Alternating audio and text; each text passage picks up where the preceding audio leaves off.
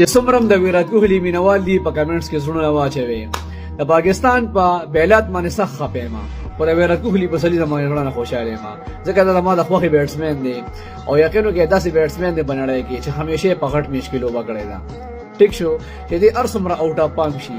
هغه په انګلیش کې یو خبره ده وی پام از ټمپرری بٹ کلاس از پرمننٹ.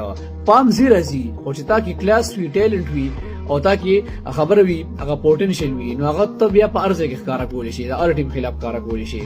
ویات کوهلی زبادو چې ډیر وخت په نړۍ کې په اول نمبر ما راجم کړی په اول نمبر پاتې شوی دی.